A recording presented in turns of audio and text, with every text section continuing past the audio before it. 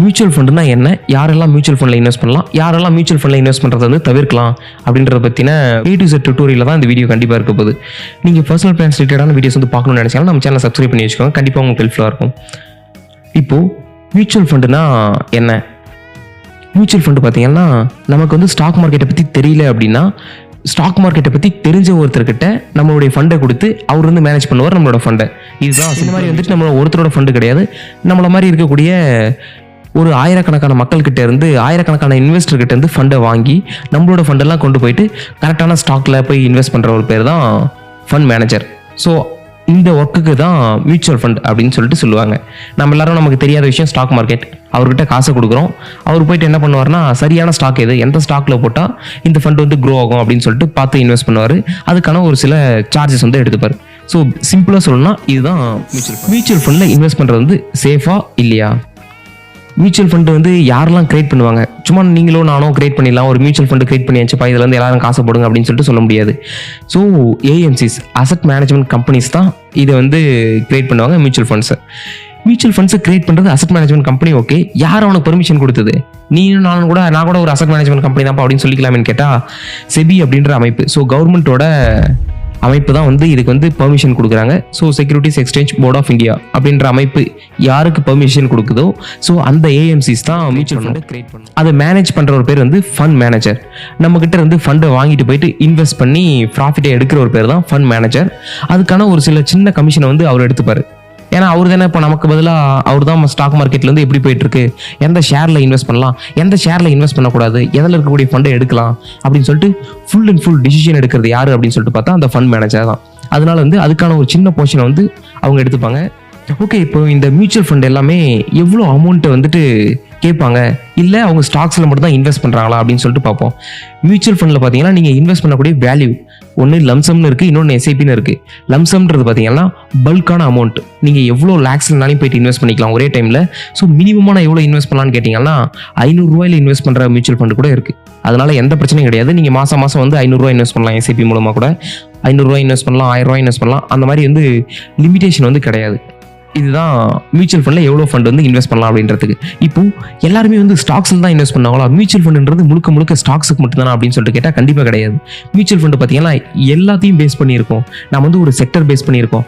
IT sector அப்படின்னு எடுத்துட்டிங்கன்னா IT sector மட்டும் பேஸ் பண்ணால் ஃபண்ட்ஸ் இருக்கும். அப்போ நீங்கள் இன்வெஸ்ட் பண்ணும்போது உங்களோட ஃபண்டு ஃபுல்லாக IT செக்டரில் மட்டும் போடுவாங்க. அப்புறம் ஹெல்த் செக்டர், இப்போது இந்த ஃபார்மா கம்பெனிஸ் இந்த செக்டர் எடுத்துட்டிங்கன்னா ஃபார்மா கம்பெனிஸில் ஃபுல்லாக போடுவாங்க. ஸோ வேறு எந்த கம்பெனியும் போட மாட்டாங்க. அப்புறம் பேங்க்ஸ், இந்த மாதிரி செக்டர் பேஸ் பண்ண ஃபண்ட்ஸும் இருக்குது. அப்புறம் செக்யூரிட்டிஸ், அதாவது கவர்மெண்ட்டோட செக்யூரிட்டிஸ் இருக்கும்ல, பாண்ட்ஸ், அதில் இன்வெஸ்ட் பண்ணக்கூடிய ஃபண்ட்ஸும் இருக்குது. கோல்டில் இன்வெஸ்ட் பண்ணக்கூடிய ஃபண்ட்ஸும் இருக்குது. இந்த மாதிரி எக்கச்சக்கமான ஃபண்ட் இருக்குது. நமக்கு என்ன ஃபண்டு தேவையோ அதுக்கு தகுந்த மாதிரி வந்து ஃபண்டை சூஸ் பண்ணி நம்ம வந்து இன்வெஸ்ட் பண்ண ஆரம்பிச்சிக்கலாம். நெக்ஸ்ட் வந்துட்டு ஸ்டாக்ஸில் இன்வெஸ்ட் பண்ணுறது பெஸ்ட்டா இல்லை மியூச்சுவல் ஃபண்டில் இன்வெஸ்ட் பண்ணுறது பெஸ்ட்டா அப்படின்னு சொல்லிட்டு பார்ப்போம். ஸ்டாக்ஸ்னா நீங்கள் செக் பண்ணி பார்க்கணும், எந்த கம்பெனி வந்து நல்ல கம்பெனி, ஃப்ராட் கம்பெனியா, இல்லை எதனா உருட்டிட்டு இருக்காங்களா ரிசல்ட்ஸை வச்சு அப்படின்னு சொல்லிட்டு எல்லாத்தையும் செக் பண்ணி பார்த்துட்டு கரெக்டான ரிசல்ட்ஸை பார்க்கணும். ஓகே, இதுக்கு கண்டிப்பாக க்ரோத் இருக்குமான்னு பார்க்கணும். எந்த போங்கான வேலையும் செய்கிறதில்ல அப்படின்றதெல்லாம் ப்ராப்பராக செக் பண்ணி பார்த்துட்டு PE ரேஷியோ என்ன இருக்குது, EPS என்ன இருக்குது, டிவிடெண்ட் இருக்கா இல்லையா, ஸோ டிவிடெண்ட் வந்து நமக்கு தேவைப்படாதா இந்த ஸ்டாக்ல, இல்லை கம்பெனி வந்து நல்ல க்ரோத்துக்காக வந்து பிளான் பண்ணிட்டு இருக்காங்களா, இல்லை என்ன ப்ராடக்ட் லான்ச் பண்ண ப்ராடக்ட், என்ன ப்ராடக்ட் வந்து லான்ச் பண்ணியிருக்காங்க, இந்த மாதிரி எல்லா விஷயத்தையும் செக் பண்ணி பார்த்துட்டு நம்ம ஒரு ஸ்டாக்ல போடணும். இந்த விஷயம் வந்து தெரிஞ்சவங்களுக்கு பிரச்சனையே கிடையாது, ஸ்டாக்ல டேரெக்டாக இன்வெஸ்ட் பண்ணிக்கலாம். இந்த விஷயம் தெரியாது, இதுக்கான டைம் எனக்கு கிடையாது, நான் லேர்ன் பண்ணிக்கலாம், ஆனால் எனக்கு வந்து இதுக்கான டைம் கிடையாது, எங்கிட்ட இருக்கக்கூடிய ஃபண்ட் வந்து ப்ராப்பராக வந்துட்டு இன்வெஸ்ட் பண்ணக்கூடிய தெரிஞ்சவர்கிட்ட கொடுக்கணும் அப்படின்னு சொல்லிட்டு நினச்சோன்னா நம்ம மியூச்சுவல் ஃபண்டில் போட்டுக்கலாம். எந்த ஒரு விஷயமே தெரியாமல் பண்ணுறோம் அப்படின்னா அது வந்து கண்டிப்பாக கேம்லிங் தான் போகுது. என்னன்னே தெரியாது, நான் எம்பாட்டு காசை போடுவோம்டா, அது வந்தால் வரட்டும் அப்படின்னு சொல்லிட்டு விட்டோம்னா அது வந்து கேம்லிங் பண்ணுறதுக்கு யாருமே அங்கே வர கிடையாது.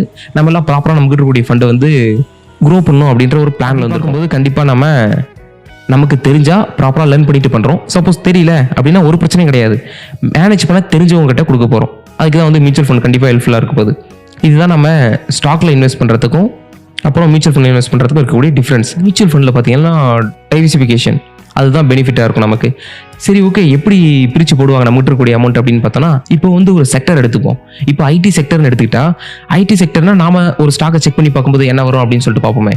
ஒரு ஸ்டாக்னா எடுத்துக்கிட்டோன்னா ஒரு டீ வாங்குறது தான் புத்திசாலி தான். அப்போ பார்க்கும்போது நான் வந்துட்டு என் புரோக்கர் சொன்னான்னு சொல்லிட்டு நான் ஒரு ஸ்டாக் வாங்கணுன்ற அவசியம் கிடையாது, இல்லை என்னோட ஃப்ரெண்டு சொன்னா அப்படின்னு சொல்லிட்டு வாங்க வேண்டிய அவசியம் கிடையாது. ஒரு நல்ல தொழில் தெரிஞ்ச ஒரு ஆள் வந்து என்ன பண்ணுவார், எங்கிட்ட இருக்கக்கூடிய ஃபண்டை வாங்க போறாரு, அவர் போய் ப்ராப்பராக இன்வெஸ்ட் பண்ண போறாரு. எனக்கு வந்துட்டு தலைவலி கிடையாது, கொஞ்சம் ஃப்ரீயாக நான் இருக்கலாம். அதான் வந்து நமக்கு ஒரு பெனிஃபிட், மூணாவது பெனிஃபிட். ஓகே, எல்லாமே பெனிஃபிட் தான் மியூச்சுவல் ஃபண்ட் இன்வெஸ்ட் பண்ணுறது. அப்புறம் ஏன்டா டேரெக்டாக போய் நம்ம ஸ்டாக்ஸில் இன்வெஸ்ட் பண்ணுறாங்க அப்படின்னு சொல்லிட்டு கேட்டால் அங்கே தான் இருக்குது ட்விஸ்ட். மியூச்சுவல் ஃபண்ட் எந்த அளவுக்கு சேஃபாக இருக்குமோ, எந்த அளவுக்கு பிரித்து போட்டிருப்பாங்க எல்லா இன்வெஸ்ட்மெண்ட்டையும் அப்படின்னு பார்க்கும்போது, ஓகே சேஃபாக இருக்கியா, ஓரளவுக்கு ஸ்டாக் மார்க்கெட்டே கொஞ்சம் ப்ராப்ளம் இருக்கிறது, அதே கொஞ்சம் ப்ராப்ளம் கம்மியாக இருக்குது மியூச்சுவல் ஃபண்டில் அப்படின்னு சொல்லிட்டு பார்க்கறதுக்கு நல்லாயிருக்கும். ஆனால் ரிட்டர்ன்ஸ் வரும்போது இண்டிவிஜுவலாக ஒரு ஸ்டாக்ஸில் போடுறீங்க அப்படின்னா அந்த ஸ்டாக் நல்லா பர்ஃபார்ம் பண்ணுது அப்படின்றபோது செம்மையான ப்ராஃபிட் இருக்கும். அந்த ஒரு ஷேர் வந்து வளரும்போது செம்மையாக ப்ராஃபிட் இருக்கும். அப்போது அந்த வளர்ச்சியை வந்து நம்ம விட்டுருப்போம். 10 ஸ்டாக்ல போட்டுருவோம், அதில் 2 ஸ்டாக் நல்லா போகும், 2 ஸ்டாக் நல்லா போகாது, பேலன்ஸ் இருக்க ஸ்டாக்லாம் ஆவரேஜாக போயிட்டு இருக்கும். அப்போது நமக்கு கிடைக்கக்கூடியது ஓவராலாக பார்க்கும்போது ஒரு ஆவரேஜான ரிட்டர்ன்ஸ் கிடைச்சிட்டு இருக்கும்.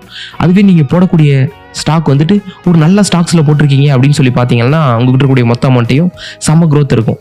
அந்த க்ரோத்தை நம்ம மிஸ் பண்ணியிருப்போம். ஆனால் ரிஸ்க் எடுக்க தயாராக இருக்கணும் இண்டிவிஜுவல் ஸ்டாக்ஸில் இன்வெஸ்ட் பண்ணுறவங்க. அதுக்கடுத்து பார்த்தோம்னா நம்ம மியூச்சுவல் ஃபண்டில் இன்வெஸ்ட் பண்ணாமல் டேரெக்டாக ஸ்டாக்ஸில் இன்வெஸ்ட் பண்ணால் அந்த ஃபண்ட் மேனேஜருக்கு வந்துட்டு நம்ம ஒரு சின்ன சார்ஜஸ் வந்து கொடுப்போம் நம்மளோட ஃபண்டில் இருந்து அப்படின்னு சொல்லியிருப்பேன். லைக் அது 0.8 0.6% அந்த மாதிரி சொல்லிட்டு ஒரு குட்டியோண்டு அமௌண்ட் இருக்கும். அந்த அமௌண்ட் வந்து கொடுக்காம இருக்கணும் அப்படின்னு நினச்சோன்னா நாம் ஓனாக செக் பண்ணி அனலைஸ் பண்ணி ஒரு ஸ்டாக்ஸில் வந்து இன்வெஸ்ட் பண்ணுவோம். அப்போ வந்து நம்ம அவங்களுக்கு அதுக்கான அமௌண்ட் வந்து கொடுக்க வேண்டிய தேவை இருக்காது. அந்த அமௌண்ட் முழுக்க நம்மக்கிட்ட தான் இருக்கும். அதை சேவ் பண்ணணும்னு நினச்சோன்னா நாமளே ஓனாக மார்க்கெட் ரிசர்ச் பண்ணி ஒரு ஸ்டாக்ஸில் வந்து இன்வெஸ்ட் பண்ணலாம். ஓவராலாக பார்க்கும்போது உங்களுக்கு மார்க்கெட்டில் டைம் ஸ்பெண்ட் பண்ண முடியாது, டைம் வந்து எனக்கு இல்லை அப்படின்னு சொல்லிட்டு நினச்சோன்னா மியூச்சுவல் ஃபண்டை செலக்ட் பண்ணுறது பெஸ்ட். இல்லை ஸ்டாக்கை வந்து ரிசர்ச் பண்ணி அது ப்ராப்பரான ஸ்டாக்கை கண்டுபிடிக்கிறது, அதுக்கப்புறம் அதெல்லாம் என்னால் வேலை செய்ய முடியாதையா, எனக்கு ஒரே மண்டை காய்ச்சலாக இருக்கும் அப்படின்னு நினச்சியா மியூச்சுவல் ஃபண்டில் காசை போட்டு போகலாம். ஒரு நல்ல ஃபண்டை செலக்ட் பண்ணி எக்ஸ்பென்ஸ் ரேஷியோ கம்மியாக இருக்கிறதா பார்த்துட்டு நம்ம இன்வெஸ்ட் பண்ணோம் அப்படின்னா மியூச்சுவல் ஃபண்டு பக்காவான இன்வெஸ்ட்மெண்ட் ஏரியா. நம்மகிட்ட இருக்கக்கூடிய ஃபண்டை போய்ட்டு ப்ராப்பராக இன்வெஸ்ட் பண்ண முடியும் மார்க்கெட்டில். இல்லை எனக்கு டைம் இருக்குது, எனக்கு ரிசர்ச் பண்ணுறதுக்கு பிடிக்கும், ஒரு ஸ்டாக்கை வந்து நானே ரிசர்ச் பண்ணி நானே வாங்குறேன் அப்படின்னு சொல்லிட்டு நினச்சோன்னா மியூச்சுவல் ஃபண்டு பிரச்சனையே கிடையாது, தேவையில்லை. நம்ம வந்துட்டு மார்க்கெட்டை லேர்ன் பண்ணிவிட்டு அதுக்கப்புறமா நம்ம வந்துட்டு ஓனாக ரிசர்ச் பண்ணி டேரெக்டாகவே ஸ்டாக்ஸில் இன்வெஸ்ட் பண்ணிக்கலாம். சரி, இப்போ ஃபைனலாக வந்து என்ன தான் டிசிஷன் எனக்கு வர்றது, மியூச்சுவல் ஃபண்டில் நான் இன்வெஸ்ட் பண்ணட்டுமா இல்லை டேரெக்டாக ஸ்டாக்ஸில் போய் இன்வெஸ்ட் பண்ணிட்டோம் அப்படின்னு சொல்லிட்டு கேட்டால், உங்களுக்கு டைம் இருக்குது அப்படின்னா மார்க்கெட் ரிசர்ச் பண்ணுறது பிடிக்கும், இல்லை நானே வந்து லேர்ன் பண்ணிவிட்டு ஒவ்வொரு ஸ்டாக்காக ரிசர்ச் பண்ணி நான் இன்வெஸ்ட் பண்ணுறேன் அப்படின்னு நினச்சிங்கன்னா டேரெக்ட் ஸ்டாக்ஸுக்கு போய்க்கலாம். இல்லை எனக்கு அதுக்கெலாம் டைம் இல்லை, அதில் வந்து மேனேஜ் பண்ணுறதை பற்றி எனக்கு பிரச்சனை கிடையாது, ஆனால் வந்து எனக்கு நிறைய டைம் வந்து கன்சியூம் பண்ணுற மாதிரி இருக்குது, இல்லை நான் லேர்ன் பண்ணுறதுக்கு வந்து விருப்பம் இல்லை, நான் ப்ராப்பராக இன்வெஸ்ட் பண்ணால் போதும், எனக்கு நிறைய ஒர்க் இருக்குன்னு நினச்சிங்கன்னா மியூச்சுவல் ஃபண்டை சூஸ் பண்ணுறது தான் புத்திசாலி. ஓகே, மியூச்சுவல் ஃபண்டோ இல்லை ஸ்டாக்ஸோ எதில் இன்வெஸ்ட் பண்ணுறது முடிவு எடுத்துட்டாலும் சரி, கண்டிப்பாக உங்களுக்கு வந்து ஒரு டிமேட் அக்கௌண்ட் தேவைப்படும். இப்போ டிமேட் அக்கௌண்ட் தேவை அப்படின்னு நினச்சிங்கன்னா நம்ம டிஸ்கிரிப்ஷனில் வந்து 2 டிமேட் அக்கௌண்ட்டோட லிங்க்ஸ் இருக்குது. ரெண்டுமே பர்சனலாக நான் யூஸ் பண்ணிட்டு இருக்கேன். அது ரெண்டுத்துக்குமே அக்கௌண்ட் ஓப்பனிங் சார்ஜஸ் வந்து 0 தான். அதனால் நீங்கள் அதில் ரெண்டுத்தில் எதுனாலும் கிளிக் பண்ணி அக்கௌண்ட் ஓப்பன் பண்ணிக்கலாம். ஆனால் அதுக்கான கமிஷன்ஸ் வந்து கண்டிப்பாக அப்ளிகபிள் ஆகும். கமிஷன்ஸ் வந்து எல்லா ப்ரோக்கர்லையும் இருக்குது, இதில் வந்து கொஞ்சம் கம்மியாக இருக்குது, ரீசனபிளாக இருக்குது. அதனால் வந்துட்டு அந்த 2 ப்ரோக்கர்லையும் நான் அக்கௌண்ட் பர்சனலாக யூஸ் பண்ணிட்டு இருக்கேன். உங்களுக்கு வேணும்னு நினச்சிங்கன்னா டிஸ்கிரிப்ஷனில் இருக்க லிங்கை கிளிக் பண்ணி டிமேட் அக்கௌண்ட் வந்து ஓப்பன் பண்ணிக்கலாம். எப்படி அக்கௌண்ட் ஓப்பன் பண்ணுறது, எப்படி ஃபண்ட் ஆட் பண்ணுறது, இதெல்லாம் சந்தேகமாக இருக்கே அப்படின்னு நினச்சிங்கன்னா அக்கௌண்ட் எப்படி ஓப்பன் பண்ணுறது, எப்படி இன்வெஸ்ட் பண்ணுறது அப்படின்றதுக்கான டுட்டோரியல் வீடியோஸ் எல்லாம் எக்கச்சக்கமாக நம்ம சேனல் ஆல்ரெடி போஸ்ட் பண்ணியாச்சு, நீங்கள் செக் பண்ணி பார்த்துக்கலாம். ஓகே, பர்சனல் ஃபைனான்ஸ் ரிலேட்டடான வீடியோஸ் வந்து நான் கன்சியூம் பண்ணிட்டு இருக்கேன், இல்லை எனக்கு அந்த மாதிரி வீடியோஸ் வந்து தேவைப்படுது அப்படின்னு நினச்சினா நம்ம சேனலை சப்ஸ்கிரைப் பண்ணி வச்சுக்கோங்க. நம்ம வந்து பர்சனல் ஃபைனான்ஸ் ரிலேட்டடான வீடியோஸ் வந்து கண்டினியூ போஸ்ட் பண்ணிட்டு இருக்கோம். இந்த வீடியோ பிடிச்சிருக்கு அப்படின்னா லைக் பண்ணிக்கோங்க. இந்த வீடியோ யாருக்கு யூஸ்ஃபுல்லாக இருக்குன்னு நினைக்கிறீங்களா அவங்களுக்குலாம் ஷேர் பண்ணுங்கள். ஸோ தேங்க்யூ ஃபார் வாட்சிங்.